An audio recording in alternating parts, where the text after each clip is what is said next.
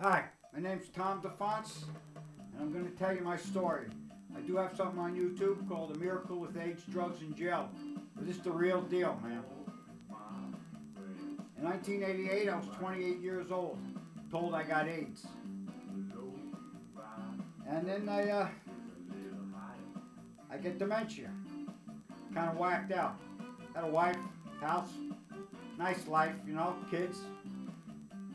What happened was, losing everything. Thought I'd rob a bank, get a lot of money.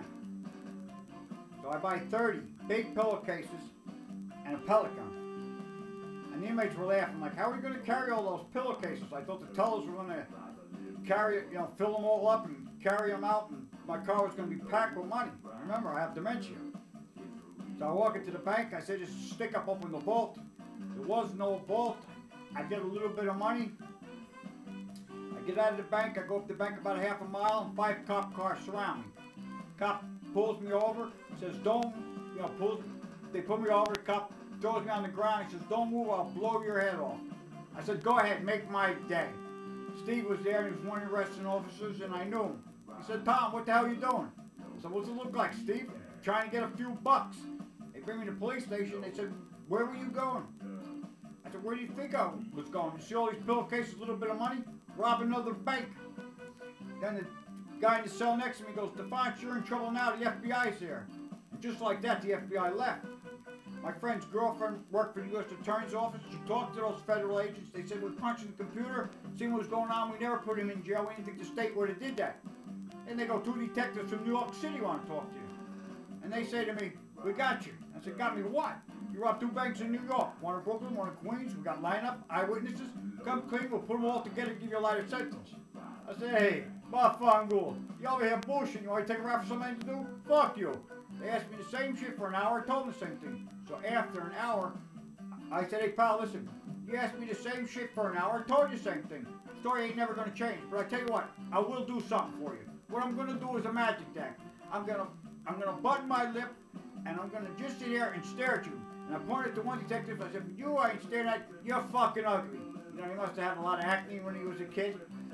And I go, here we go, fellas. I make like I button my lip, I folded my arms, and I would have sat there till fucking hell froze over without saying a word. 2 more hours go by, they're leaving. Hey, fellas, 2 hours. Have a nice day. Now remember, this is my first time being arrested, and I've never been in jail before. Don't worry. And then court. Let me tell you about court. I get a legal aid lawyer, and I'm going to say her name, Mary Pat Long. What a piece of shit.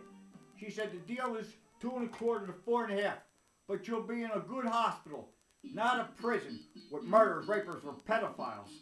Show you how whacked out I was. I'm thinking to myself, what the fuck is a pedophile? Must be some nut that takes a file to a pet. Then she said, if you said pellet gun in your confession, you would have got 5 years probation. I said, why not now? She said, too late. I said, you know, they're saying it's a 38 revolver that I bought at Hawkeye. You can't buy a pistol without a permit. And it's in my FBI report, 38 revolver, bought at Hawkeye. Then, the DA, big black bastard. I asked for more time, and the judge did give it to me. She was very nice. Mary Smith was her name. But when I asked for that more time, he punched the table, and like a crazy man, he screamed at the top of his lungs, I want Tom DeFonce in jail today. I looked at my mother like, holy shit, you know what I was thinking? I could catch that motherfucker in a back alley, you know? But anyway, the judge did give me more time, and that DA, while I was in jail, he murdered his mother, and he only lost his job. The parole officer that does the pre-sentence report, her suggestion was I stayed in a nursing home with an ankle bracelet. And the detective of the town that I robbed the bank in, his name was Bruce Johnson, he came to court and spoke for 45 minutes and said nothing but good things about me. And I just want to say, when they were taking me away, my legal aid lawyer said, don't bother to do an appeal, you gave a confession. Now, I didn't know what an appeal was. Remember, this is all my first time. I got a broken brain. I learned how everything works. And I gotta say one thing. Janine Pirro wouldn't give me my pre-sentencing report, but a doctor at Groveland gave it to me. And in it, it said assistant bank manager wanted nothing to do with my sentence. She felt I had a medical and mental health problem. So anyway, when I did have to go to jail, after I had the thing with the detectives, you know, my first night in jail, these fucks were singing rap 3 o'clock in the morning. And I don't like rap. But I like black music, you know, Muddy Waters got my mojo working, you know, John Lee Hooker, bring her up, boom boom, Tina Turner, yeah, and I did time with one of Tina Turner's relatives. You'll hear about him too. What a hell of a story he had. So anyway, I yelled to those guys, hey you guys, why don't you shut the fuck up? They said, we're selling. I said, the fuck you sell? When I get bailed out, I go for my checkup. And my mother said the hospital's calling. Bring him back. He's disoriented. That's dementia. And I got a medical record sitting right there in my drawer from when I got bailed out, and it says dementia worsened. So I spent 10 days in the hospital, and then when my mother come to get me, he can't go home. He has to be in a nursing home.